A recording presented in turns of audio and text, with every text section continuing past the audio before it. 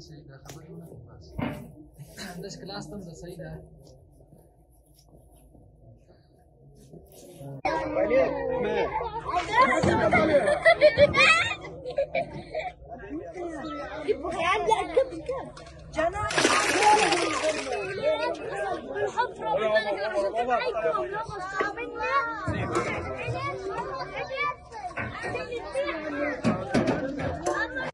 بنجيب لك كاي ساحل زي ما نخلص دي بغسل لك اياه ونحطه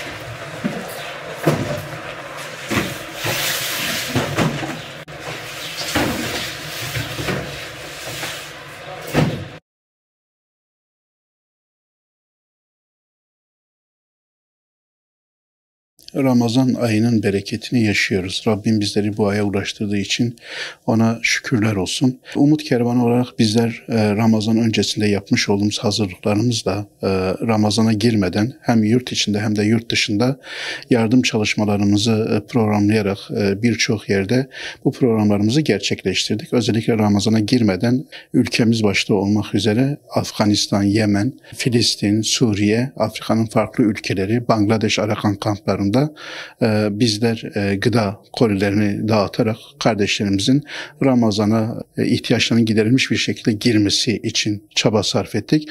Bu yardımlarımız hala devam ediyor. Ülkemizde deprem bölgesini önceledik. Deprem bölgesinde gıda kolilerimiz dağıtıldı ve orada şu an diğer ihtiyaçların da giderilmesi konusunda varsa konteyner kentlerde iftar hazırlıkları o konularda da inşallah girişimlerimiz olacak ve oradaki depremzede kardeşlerimize inşallah iftar ikramlarımız da olacak. Ramazan'ın 15'inden sonra da özellikle çocuklarımızı hem ülkemizde hem de dünyanın birçok yerinde giydirmek suretiyle onları bayramlık elbiselerini alacağız ve bayrama da sevinçli bir şekilde girmelerine vesile olmak istiyoruz. Şu an yapmış olduğumuz yardımlar hakikaten ihtiyaca göz önünde bulundurduğumuzda az olduğunu görebiliyoruz. Yani ihtiyaç sahipleri çok. Bizde 10 binlerce tespitli ailelerimiz var.